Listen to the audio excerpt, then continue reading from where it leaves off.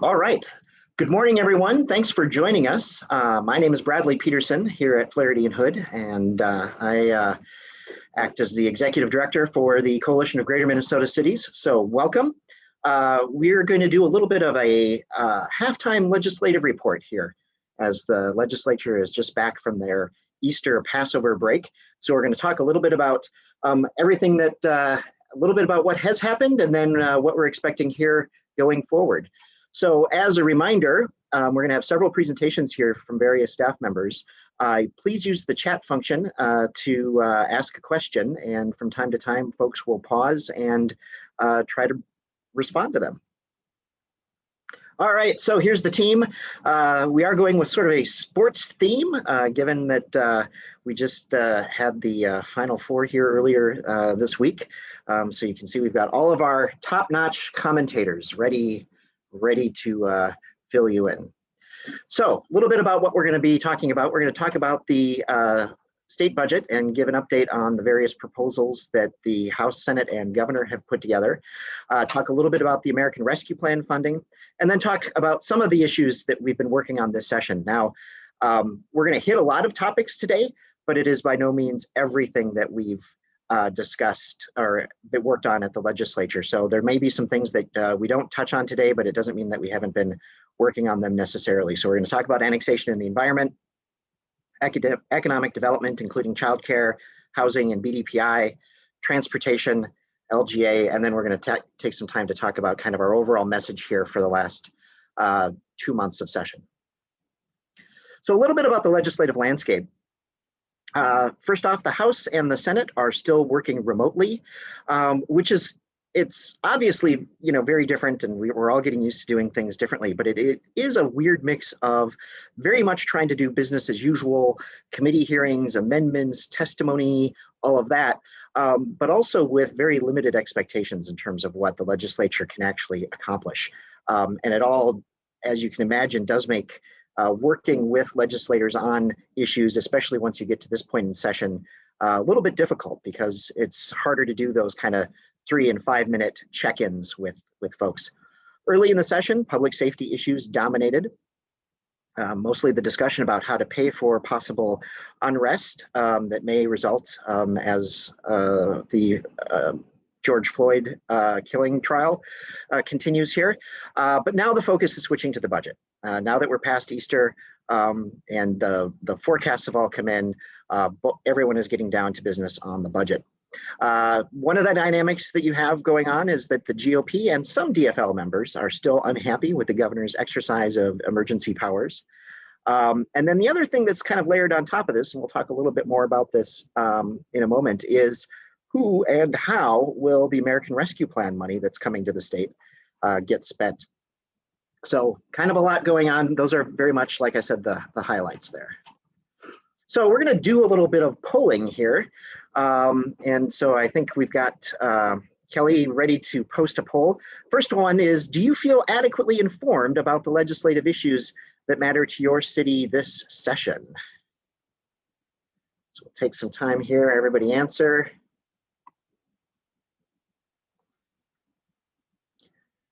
All right, do we have an answer, Kelly?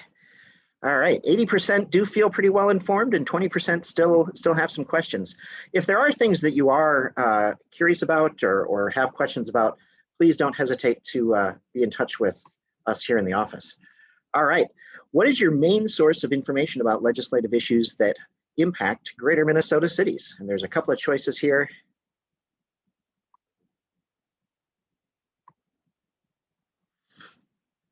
All right, what have we got?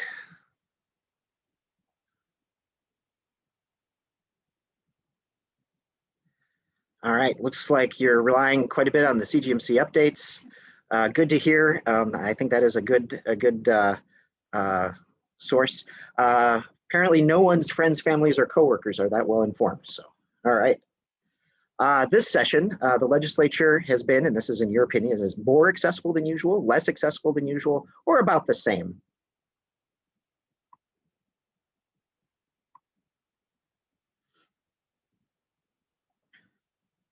All right.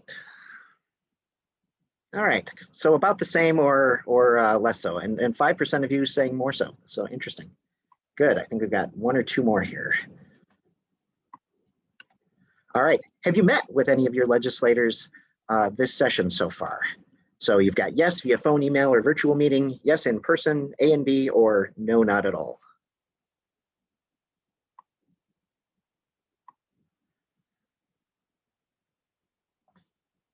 All right. So about 40% of you have had some sort of virtual meeting, 40% of you have not met with them, and a little bit of mix of the others there. All right. And finally, have you testified at a legislative committee hearing this session?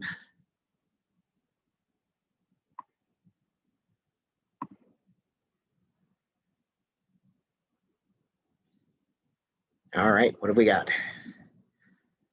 All right, so about a third of you have. Excellent, very good. Good. Well, we like to get a little sense for how session is going for folks and kind of what people's impressions are. But now diving into some of the things that we've been up to as we've been trying to navigate this new world of advocacy. So, obviously, as we usually do, we've worked with legislators to introduce bills on all of our priorities. We've been holding meetings with legislators, mostly again via Zoom or telephone calls. But we have been able to include in some of those meetings you all, members of the CGMC, which I think has been a great new dynamic to be able to have more voices in some of these one-to-one discussions with legislators. Obviously, there's been scores of committee hearings that we've been monitoring and testifying in, and then troubleshooting problematic bills. Not everything that we work on are things that we come up with. Sometimes we have to solve problems that come up in bills that are not clear, not quite right, or are downright detrimental to us. And Liz is going to talk about one of those issues here coming up. All right, so media efforts this year. We kicked off the year doing a Zoom press conference in January on CGMC priorities. Many of you participated in our advocacy weeks in February, where we talked about local government aid, childcare, housing, and then funding for environment activities.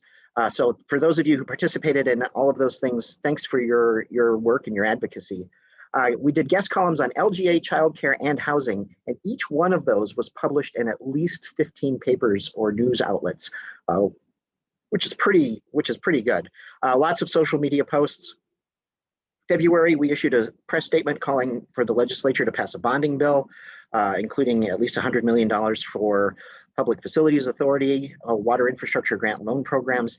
And then we've been mentioned or had a hand in numerous articles throughout the year in various papers and outlets. I looked at this list that you can see on our website just the other day, and it was actually pretty impressive, all the places that CGMC has been able to get its message out. So we've done a lot of work this session on the media landscape. So key dates here coming up. We just finished the spring break, as I said. Here in mid-April, the House and Senate will begin to finalize their budget bills. End of April and then into May, conference committees will kick off and do their work shaping the budget, all obviously remotely. So that'll be an interesting experience for everyone involved. And then theoretically, hopefully, May 17th will be the last day of session. The budget forecast is obviously looking better, certainly than it was in November.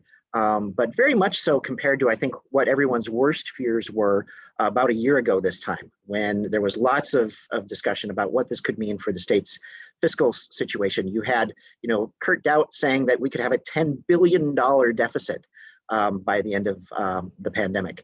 And so we've actually, I think, been pretty fortunate from the state fiscal perspective, the way that we've weathered that. And so going into the next biennium, there's a $1.6 billion surplus that the state will be the beneficiary of. So 3 state budget proposals.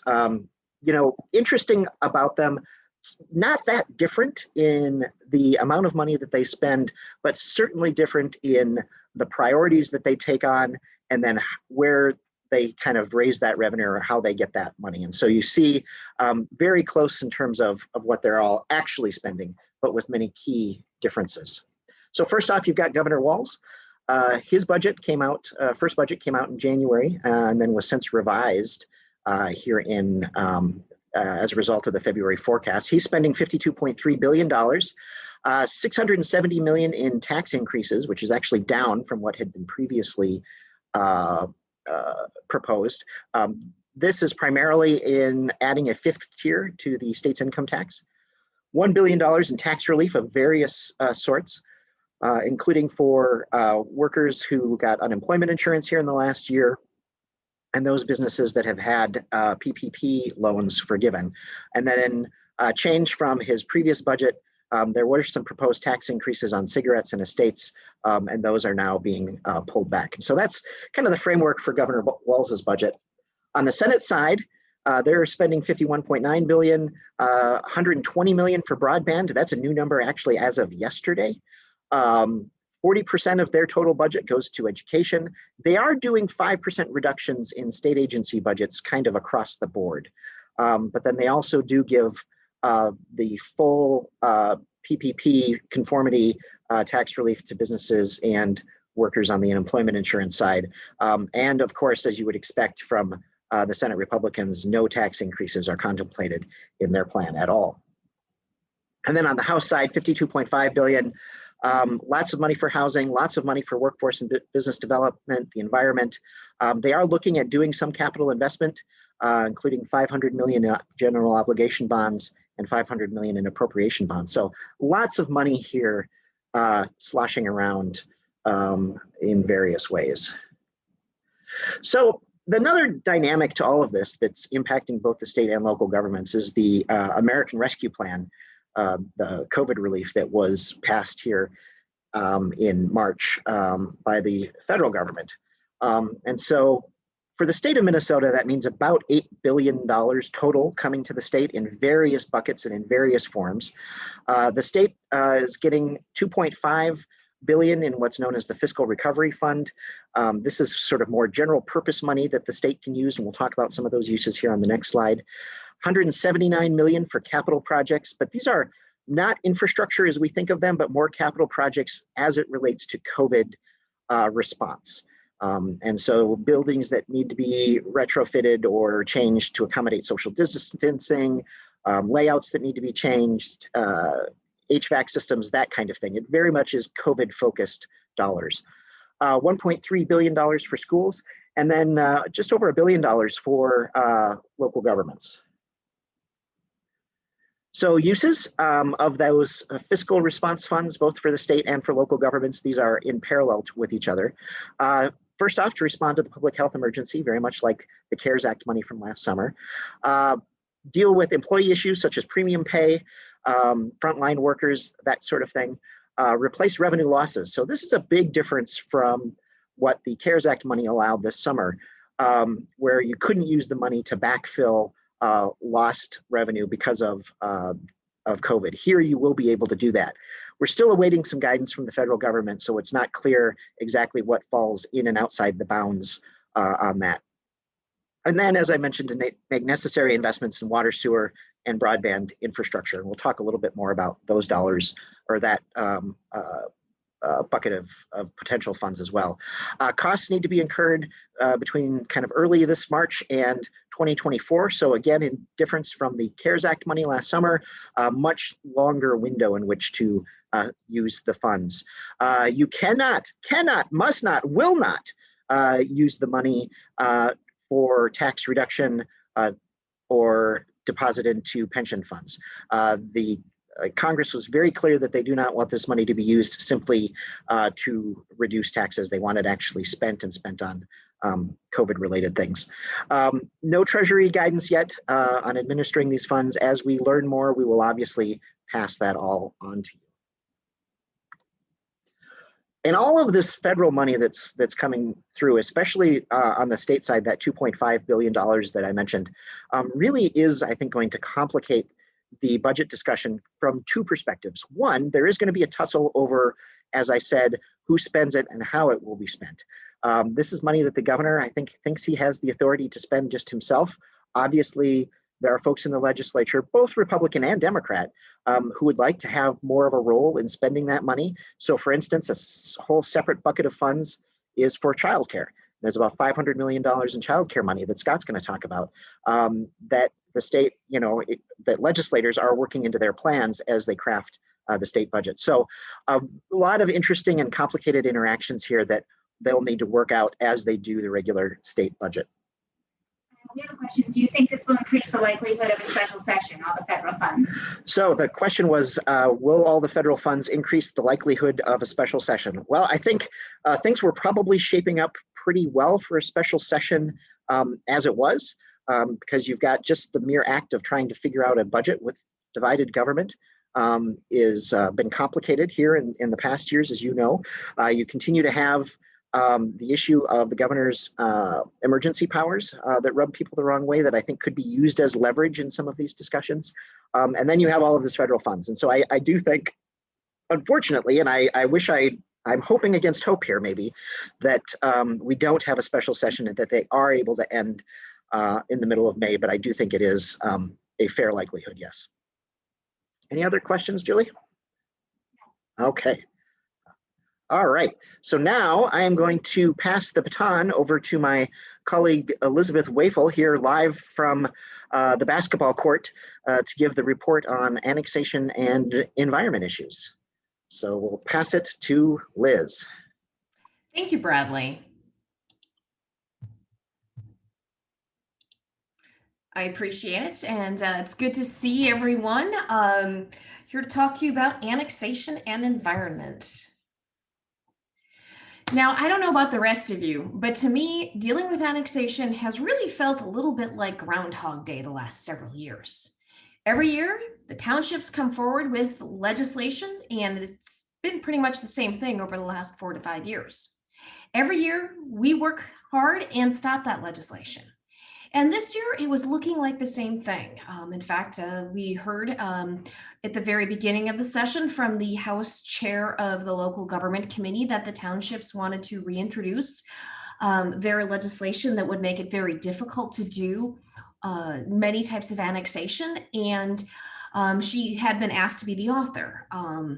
And so we did what we normally do, and we worked together to, try and persuade her that this legislation really was not, it was a problem in search of a solution, or excuse me, a solution in search of a problem, and something that was not necessary. We also reached out to the Senate local government chair, John Jasinski, former mayor himself, and also explained the problems with this type of legislation with a little bit of assist from Mayor Kuntz and Mayor Zilka. It was a real good meeting. We thought things might quiet down, but the townships have decided that they want to pass legislation changing annexation rules and have really stepped up their efforts. So what we thought was going to be a very quiet beginning of session with respect to annexation became very, very busy. And Senator Jasinski, for example, hosted a 1.5 hour long meeting, pulling the two parties in to try and discuss, are there changes that can be made to the annexation laws that are out there. We were a little surprised and taken aback in this meeting. It was myself and Craig Johnson from the league, and the townships brought up a whole bunch of changes that we had no idea they wanted to make to annexation law, and the townships wanted to settle it right then and there. We explained that, our concern, and, at the end of the meeting, I think Senator Jasinski saw that at least right now there really wasn't sort of a lot of opportunity for consensus. Then later in the session, the townships kind of bubbled up again and introduced a piece of legislation that would make wholesale changes to the annexation laws, everything from making certain types of orderly annexation annexation by ordinance more difficult, and a bunch of other things they've wanted to get done changed. And the good thing is that it was introduced close enough to the committee deadlines that it did not advance anywhere. We were disappointed that it was introduced before any attempt again to try and come up with a consensus bill. But I guess that's just sort of par for the course right now. The thing that did surprise us is that, as far as we can tell, it was done on our own, but Senator Kiffmeyer, who is the chair of the state government committee, also introduced legislation that would make a lot of changes that we would oppose, for example, bringing back the election requirement. The townships have told us that this is not their bill, but given Senator Kiffmeyer's position within her caucus, it is a bill that might get heard next year. So I can't tell you exactly what's going to happen, but I can tell you one thing: we will be there to, continuing to work hard to make sure that our cities are able to use annexation tools to grow their cities in a smart way. So moving on to the next topic, which is environment. We're going to talk first about, the top goals that we had. And as you've probably heard me say at some of our earlier presentations, we are very concerned about the problem of PFAS, which are per and polyfluoroalkyl substances. These are forever chemicals that you find in things like your Teflon, your Gore-Tex, and they've been linked to health impacts. They're concerning, obviously, because of the health impacts, but they're very expensive to remove from drinking water. Equally concerning is that, at least right now, they're almost impossible to remove from wastewater. So, we've approached this in two ways. We think that it is really important, given that once PFAS gets into our wastewater, that we can't get it out. So we have developed what we call the Municipal Source Reduction Initiative. And this is a legislation requesting $500,000 so that we can focus on how are these substances getting into our wastewater, what are some strategies for keeping them out, and then helping to educate our wastewater community as well as our citizens about this. But we've also had to play defense. There is, again, PFAS is a very, very hot topic right now, both at the federal and state level. And so we've seen some legislation that we've had to push back on. There's legislation that was primarily sponsored by the MPCA that would declare PFAS a hazardous substance. Now, the reason they want to do that is they want to make it easier to make use of the Superfund site to clean up sites that have PFAS. Now, that's in itself is it's an okay goal, but the problem is in using this technique to do it, it would create strict liability for municipalities. And what that would mean is that municipalities could be held liable for PFAS in their wastewater or drinking water if it causes harm, regardless of whether or not the municipalities had anything to do with the PFAS ending up there. That's a problem. There's also legislation that was introduced to try and fast track PFAS standards ahead of what we believe the science dictates, as well as putting health limits into statute, which is also a problem. Sorry about that, but I'm happy to report, at least at this stage in the session, it appears we've had some success. First, on our Municipal Source Reduction Initiative, we were thrilled that the Senate included it in their omnibus budget bill. There's some language we have to finesse, but we're pretty happy about getting it in there. The House did not include our bill per se, but there is language and money that is included in their budget to do something similar. So we're hoping that through the conference committee, we can come up with some kind of solution that really addresses tackling PFAS at the source while including the municipal voices in the discussion. Very excited to report that on the hazardous substance legislation, something I spent a lot of time on the first half of this legislative session, extensive negotiating by email, by in-person Zooms, trying to, sort of explain to the MPCA why this is a huge problem for us, also talking with the legislative authors. And the week before Easter break, they contacted us and told us that, they realized that it is a problem. They haven't figured out how to fix things for municipalities, and they were going to drop this legislation this session. So very thrilled that right now that is not in any of the omnibus bills. Right now, we're still seeing some language that concerns us on water quality standards and health risk limits in the House bill, but we will continue to try and negotiate and work on getting those to a point where they're either not there or they don't harm our communities. Our next goal, moving from PFAS to PFA, water infrastructure. Now, all of you know that it continues to be a large priority for us to move forward on getting more money towards the Public Facilities Authority for water infrastructure. In fact, we made a $100 million bonding request this year. Even though there was money for PFA in the last bonding bill in October, it still was underfunded, and there's a lot of our communities that need to move forward this year on their bonding for their water projects. We are excited to have the bill heard a couple weeks ago in the House. Representative Frederick is our author, and he's been a really strong champion of it. During the Water Advocacy Week, thank you to everybody out there. We had a great turnout with multiple meetings with legislators, both senators and representatives in both parties who are on the Capital Investment Committee, and they really started to understand how much this impacts our city. So those were really great meetings. The Senate has not yet done any hearings on any bonding bills. We will be pushing hard once they start doing that to be included in that. But it is really something that's going to be really important. I'm also pleased to report that this is something I worked on back in August and September because their timeline is different, but the Clean Water Council has also included a recommendation for $17 million for the Point Source Implementation Grant Program that has made it into the legacy bill. So we know that at least some money will be going towards those programs this year, but we are definitely pushing for more. The new twist that Bradley has mentioned is that there's a potential for federal funds.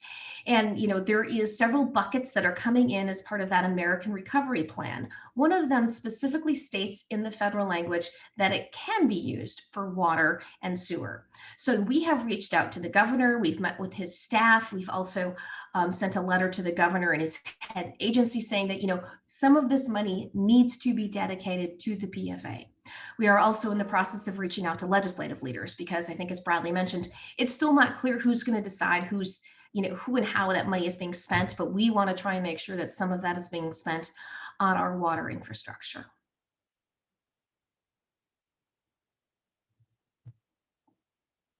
Sorry.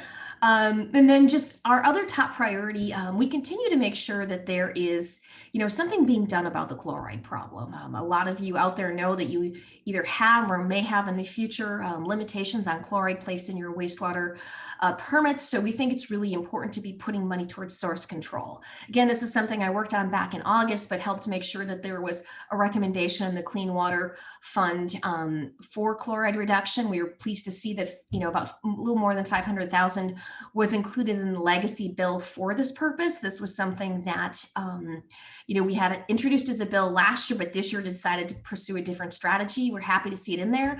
I've also listed a couple of the other things we've been working on. It's been a really busy session on water issues and keeping us on our toes, but I think we've been moving forward with some success. And here's my contact information. I'm always happy to answer your questions. Easiest to reach on my cell phone or my email, but please do call if you have any questions. Is there any questions out there that I haven't had a chance to look at the chat, but otherwise I will hand it off to my colleague, Scott McMahon.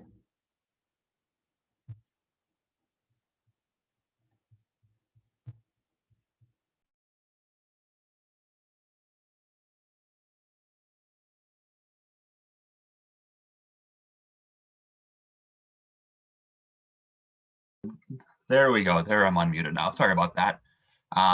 Great. Thank you, Liz. Appreciate the opportunity to share with all of you some of what we have going on in the economic development world through the coalition. As Bradley indicated, we're going to hit on the topics of childcare, housing, and BDPI, but there are other issues we're working on. And so if there are questions that people have that are outside of what I'm presenting on today, don't hesitate to reach out to me following the webinar.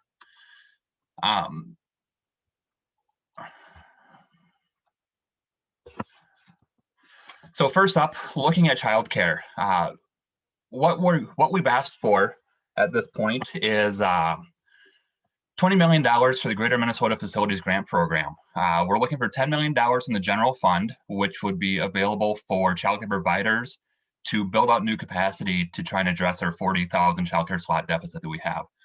We're also looking for $10 million in bonds, which would be resources that would be available for cities and counties and school districts to use as well.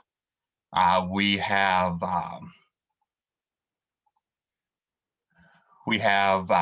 million for the DEED Child Care Grants Program, and $4 million for the 6 initiative foundations for them to do the provider support services that they have. So looking then at what we have accomplished so far, In the governor's proposal, he includes $750,000 for the D grants. The Senate has included $3 million for the MIF grants, and the House has included $10 million for the D grants and $2 million for the MIF grants. Of that $10 million for the D grants, half of that is going to be dedicated for Greater Minnesota. So total, we've got $7 million for provider grants coming in the House proposal. So as Bradley had indicated, we also have this federal money that we're dealing with, which is $520 million in federal funds.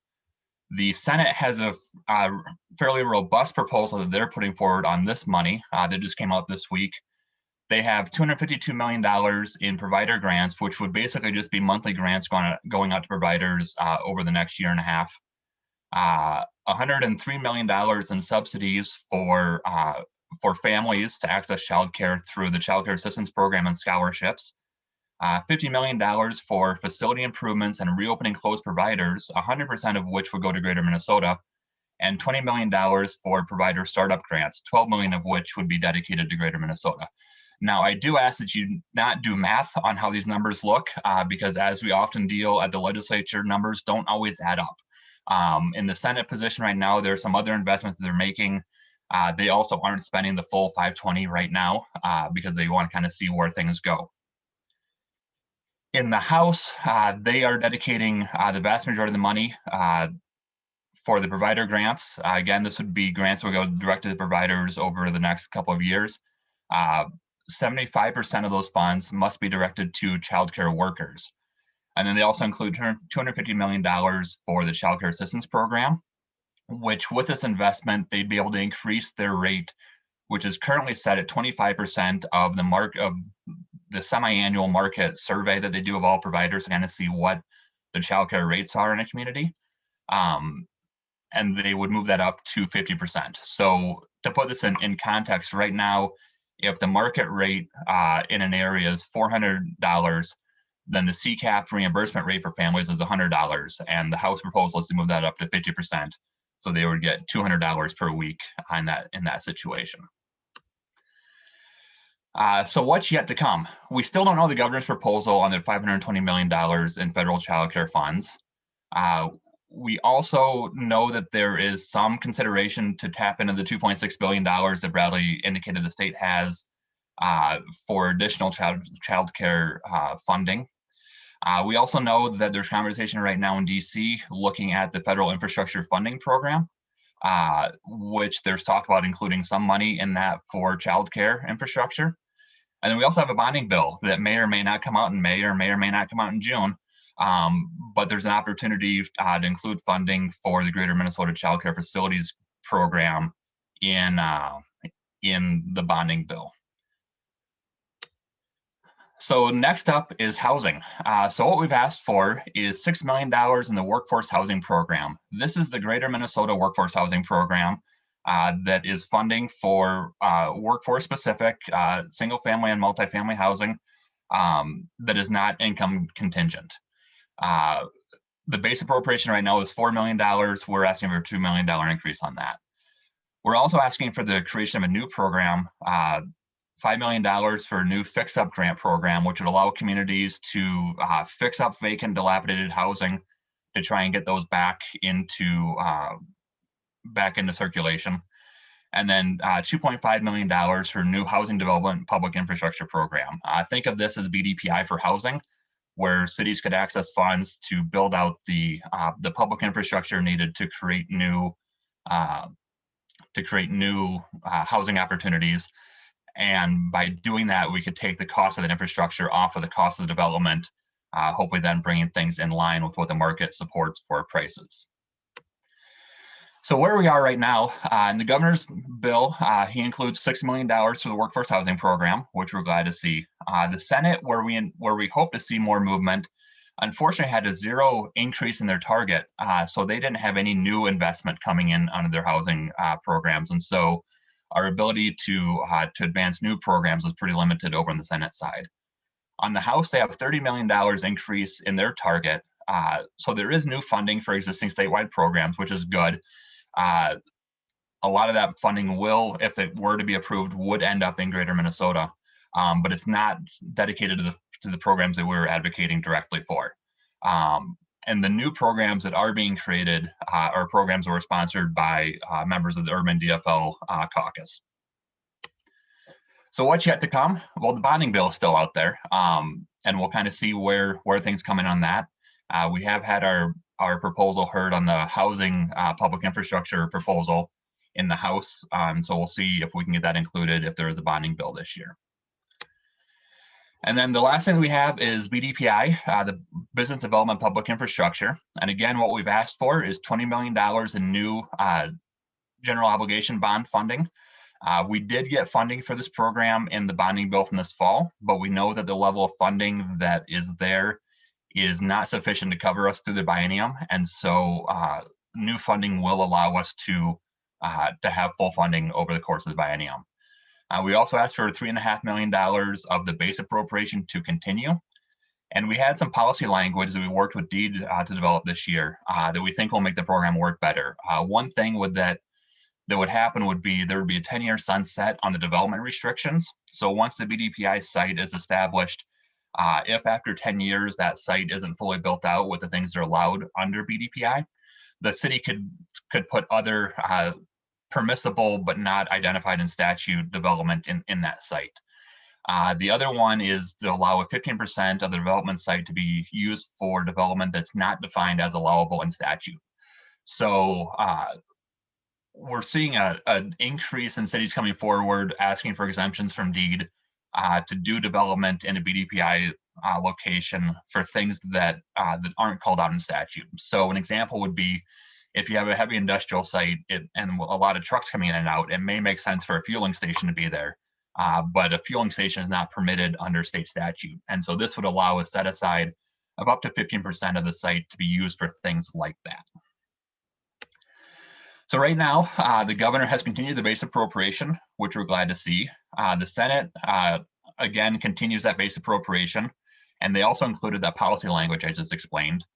And the House continues the base appropriation, and as of about 3 hours ago, are also including the policy language. So we're glad to see that our testimony this week on the public testimony on the House Omnibus Bill led to them amending that language in there. So then what's yet to come?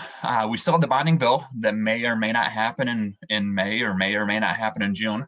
But we're hopeful that if a bonding bill does happen this session, that there will be additional funding for BDPI included in that proposal. So again, thank you for the opportunity. I'm happy to answer any questions that folks may have. If there are things that come up after this presentation, you've got my email address, you've got my phone number, don't hesitate to reach out to me. And at this point, I will kick things over to my colleague Shane, who is here to talk about our transportation work. All right. Well, thank you, Scott. And as I get my slide up on the screen here, we think we should be able to see it. I'm Shane Zart. I'm an attorney and lobbyist with Flaherty and Hood and represent the CGMC on transportation issues. This is a real photo of me, and I'm going to be running through a few of the highlights in this House and Senate transportation bills. I'm going to note at the outset, I'm going to touch primarily, though, just on the issues of city streets, corridors of commerce, some general background about the bills and how they're coming up with the money to pay for some of the investments that they're making in the bills. There's plenty of other stuff. I saw one question in the chat that relates to transportation, so I'll touch on that. My contact information, though, will be at the end, too, so feel free to follow up. I want to note before I dive in a little bit that it's been, until this week, I'd say, honestly, a pretty quiet session on transportation issues. The gas tax debate that we saw a lot of 2 years ago wasn't really alive. Other funding proposals had kind of come up, but really not much talk about it.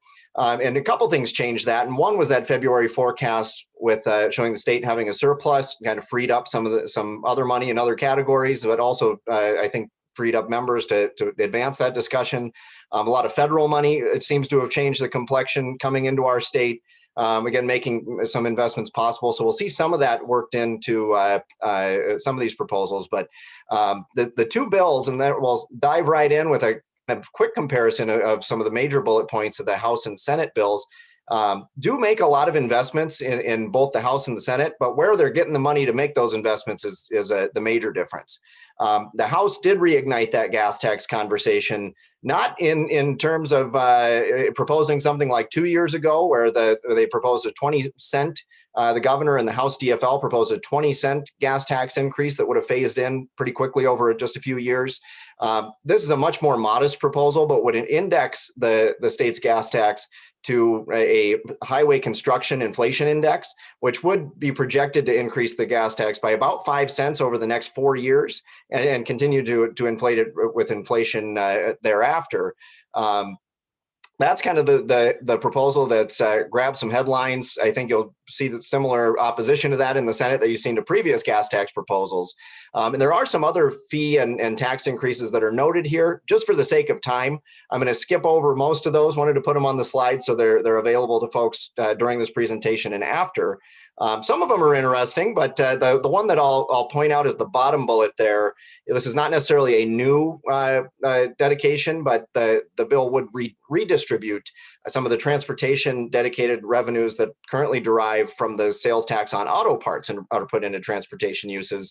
And I note that in particular because that's where they're coming up for the money in the House bill for a dedicated stream of funding for small city streets. And we'll get to that in a slide or two. On the Senate, they actually, on the same mechanism, the sales tax on auto parts, increase the share of those revenues that are going to transportation and to do some redistribution of some of that. And that's also where they come up with the money, a little bit smaller share, but a dedicated stream of funding for small cities. Other highlights of the Senate bill, they're using some federal funds to free up some state spending and shift some things around, make some one-time investments. And then one thing they have that the House doesn't is some new fees and taxes on various classes of electric vehicles, hybrids that don't currently face or have any fees imposed on those. So diving into city streets and starting with cities with populations over 5,000 who receive municipal state aid or MSA dollars from the state. Just kind of a quick comparison here in the two columns. The House bill, that new dedicated revenue that flows through some of those tax and fee increases through the formula to MSA cities would phase in gradually, but increase MSA by about $16 million a year ongoing and grow from there by 2025. In total, that would bring MSA up to around 247 million. I think, as Scott said in the previous one, don't ask for some of these numbers to add up because there's different assumptions in here. But these are some of the estimates that they've put forward right now for the 148 cities that do receive MSA. The Senate bill, that gradual commitment of additional sales tax on auto parts funds is the primary thing here, but would increase MSA by an increase, but a slower increase of about $4 million per year by 2025. Now to move on to small cities, and I think for many of the cities in the state, 705 that are eligible for this program, and many of you that have worked on the issue of small cities transportation in the past, this is the major headline of the bill. And to my mind, this might be the first time this has happened. I know many of us have worked on this issue for a number of years. The House and Senate both have a dedicated stream of funding for small cities assistance account in their omnibus budget bills. The mechanisms, like I said, are pretty similar. The House, by restructuring that auto part sales tax, would devote 13.5% of that total revenue to small cities. Those dedicated funds would phase in pretty quickly, just over the course of 2 years. But by 2023, $19.6 million per year. And going forward, the one big catch in the bill is that third bullet on the House side is 19.6 is what they would phase up to, and at least as the bill is drafted now, they would stick at that level going forward. So we'd have, if it passed in that form, we'd have to come back, make sure that funding can continue to increase. But that number annually would be a record for that program's funding. I think the current record is around $12 million per year, was back in 2015. And there have been years, of course, that, as many of you know all too well, it's not been funded at all. Over on the Senate side, they have a smaller dedication, but they do it in a similar way. From the sales tax on auto parts. And then, because at least while they have some general funds available to spend through that surplus, the current proposal layers some of those on top of what that dedication would do. So about $9 million a year dedicated to small cities, some general fund money sprinkled on top. The total between those two sources, the funding would peak around $15 million in 2022, kind of hover around that level for 2 to 4 years is what's drafted currently in the bill. So you can see the different approaches, but small cities are a priority in both bills, and that's great news, and we're thrilled to see that. I'm going to touch very briefly on corridors of commerce. I know I'm talking fast and trying to get through a lot, but both bills do make significant investments into corridors of commerce to promote safety and expansion and capacity projects around the state. $175 million in new trunk highway bonds for the program, which would be authorized in 2024 through the bill. The House bill continues the $25 million a year trunk highway cash appropriation that's been the base dating back to 2017. No changes to the project selection criteria currently in the House bill, although it's still kind of an active discussion on that side. And many members, including the chair, are aware that some tweaks might need to be made. The Senate uses a lot of one-time injections of trunk highway cash to make some very large investments over the next 4 years. You can see the numbers in that second bullet there, peaking in 2023, more than $152 million going into that program there. And they do add a project readiness criteria to the project selection criteria, something the CGMC has been supportive of. We would also support some additional tweaks to that program that we think would be beneficial, but project readiness is one of them we think would have been beneficial to have in place during the 2018 round of project selection through this program. So I'll conclude there and leave my contact information on the screen. I know I ran through a lot. The one question I think was in the chat was from Rob Wolfington and asked about the League of Minnesota Cities had I think, Rob, you said a street utility funding concept, I think, and you can correct me in the chat if I'm wrong, because it goes by many different names, but ended up being referred to mostly as the street improvement district concept. And the question was, did that get any traction? It did get a hearing in the House Local Government Committee. CGMC put in a letter in support and worked with the league on that as well. It kind of stalled out there. There was a organization, a joint letter of more than 20, business and other industry groups that came up with a letter of laying some concerns on the record about that proposal. So didn't get a hearing in the Senate. The House State Gov Committee is kind of where it stalled out in the House. So it's still an active discussion, but probably not for this session. But I know a lot of members are interested in something like that moving forward. So thanks for that question. I don't see any more currently, but I will double check. But otherwise, my job is next, turn it over to our host for the day, Bradley Peterson. So thank you for your time and thank you for attending. All right. Thank you, Shane, and really thanks to the whole team. We're pretty fortunate that we've got as many smart, energetic people working on all of these issues. And we also have a great team that are behind the scenes as well. Julie Liu and Kelly Half and Anya McDonald also had quite a bit to do with putting together this presentation. And so I want to note their contributions as well. So our final thing that we're going to talk a little bit about, and then we'll talk about kind of some overall kind of wrap up here, is local government aid. Just give a little bit of an update on kind of where things stand from that regard. I'd also remind you that if you do have questions, to throw them in the chat, and we'll try to get to them here at the end before we close. So, I think that, again, as I mentioned last year at this time, lots of uncertainty about the state budget and specifically what that would mean for local government aid. I think the question that we got as staff most often through the spring and summer was, what does this mean for LGA? And so I do think that the positive budget forecast and the influx of federal money do make LGA safe for the next budget. And we spent a lot of time at the very beginning of session kind of making sure that that would be the case. We included LGA as a discussion point in all of our media things.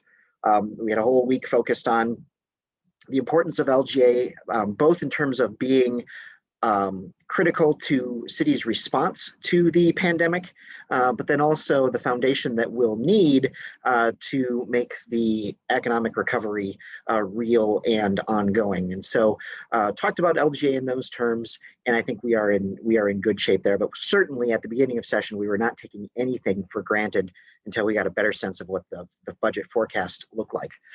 The Senate is actually eyeing a proposal from Senator Nelson that is, again, somewhat responsive to the pandemic.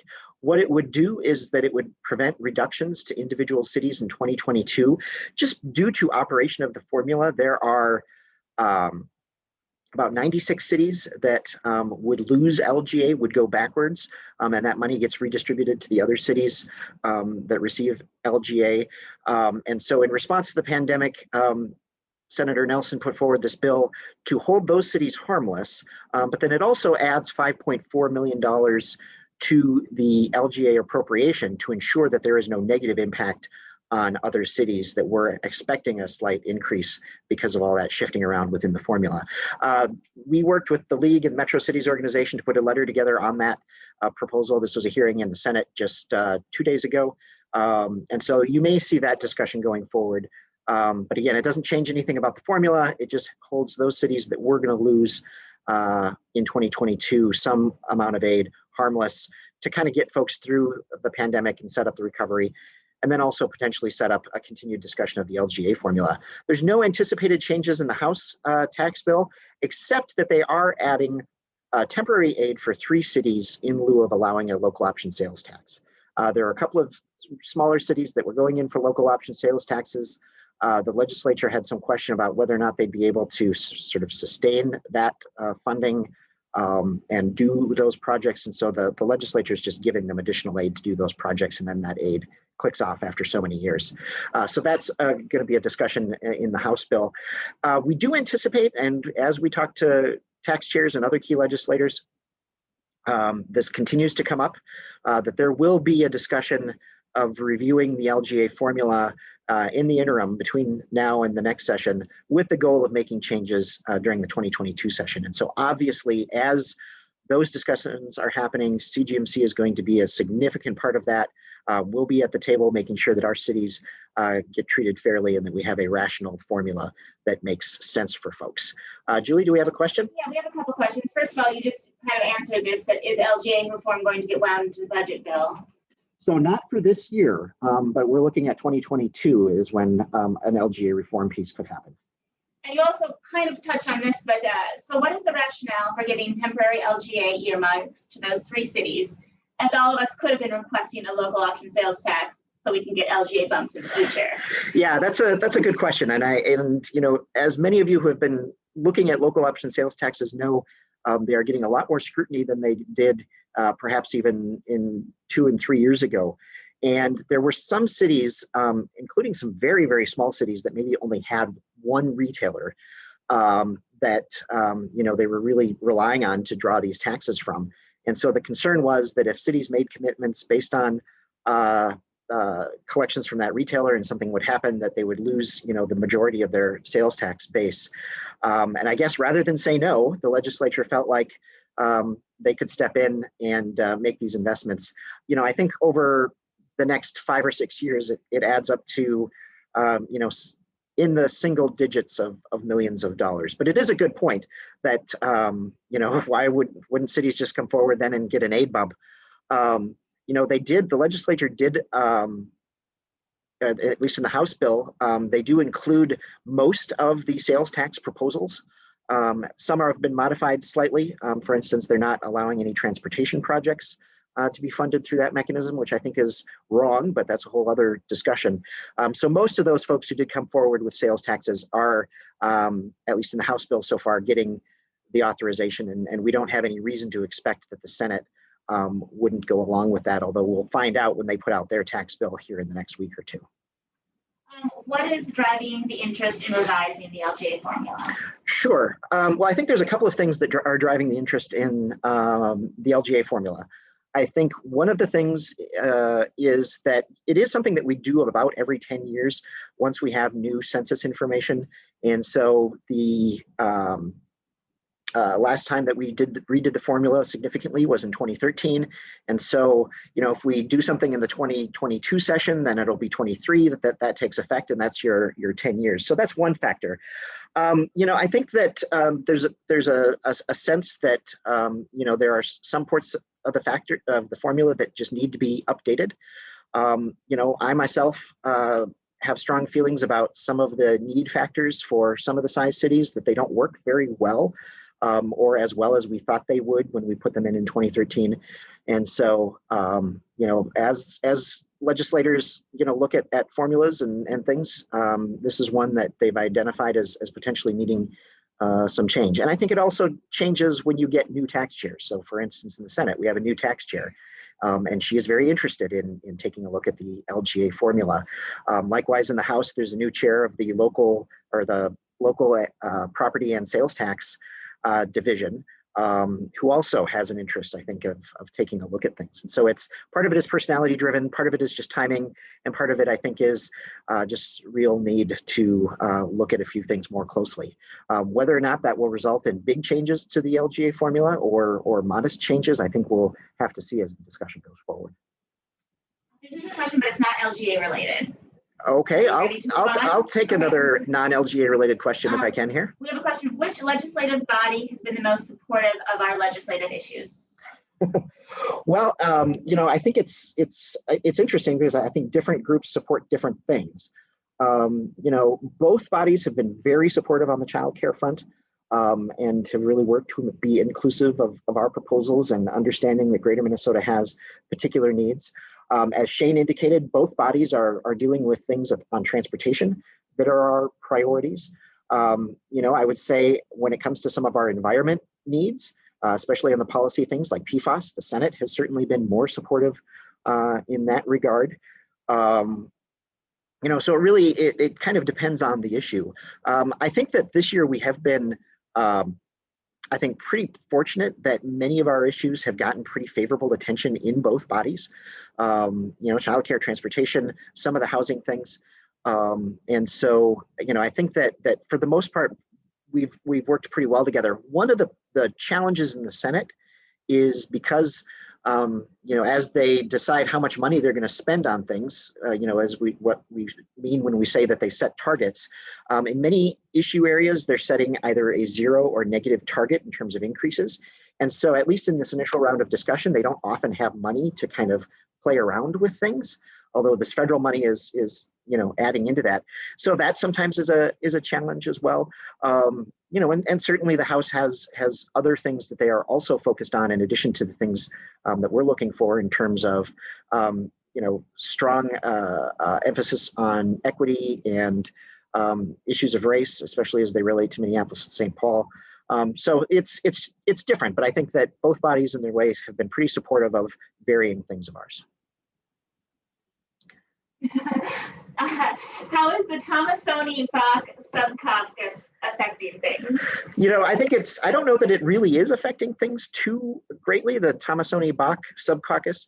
I think what we're seeing is that on procedural votes and on most votes, they are voting with the Republicans. But from time to time, they do vote differently than the Republicans, and then sometimes they vote differently from each other. You'll often see votes where maybe Thomasoni is going with the Democrats and Bach is going with the Republicans. And so it hasn't had a really, really big impact necessarily. So, but we'll see here as we get closer to the end. That's when it's going to get pretty interesting here. And so speaking as we move towards the end here, our message here for the second half of session. Pretty clear, pretty straightforward. It's the things that we've been talking about here today. The state must make investments in water and wastewater infrastructure. They've got to pass bills to assist current and future child care providers in Greater Minnesota. They need to address workforce housing challenges with solutions that will work in Greater Minnesota. Not every housing program works the same in Greater Minnesota versus the Metro. And so we do need some Greater Minnesota solutions to be brought forward. Address workforce I just said that, fund the BDPI grant program, invest in city streets, and then finally, as we are distributing this COVID relief money, to ensure that dollars are reaching every corner of the state in a balanced way. We were very strong on that last year with the CARES Act money, making sure that money got distributed to cities across the state because everybody was facing impacts of the pandemic, whether or not you had infections in your community at that time. Same is true of these dollars. Everybody has been impacted at this point from a health perspective, from an economic perspective, you name it. And so those dollars need to get distributed out across the state in a balanced way. As we go into the last half of session here, definitely continue to watch your email, participate when we send out an action alert. I think some people maybe think it doesn't make a difference. It absolutely makes a difference, especially when we can't be wandering the halls of the Capitol ourselves to be in touch with folks. So the more folks weigh in with legislators, the better. Follow the CGMC in brief. That's probably your best source for information. And then hopefully once we get to May, we'll be able to wrap up the session. Regardless, the summer we'll be continuing to reach out and do our city visits, whether virtually or in person, depending on the preference of the city. And as was announced in the CGMC in brief yesterday, we are hosting a modified, abbreviated summer conference in person in Alexandria at the end of July. And so more details will be coming forward on that. And so with that, it is exactly noon. We very much appreciate your participation here this afternoon. Thanks everyone for coming, and have a great day.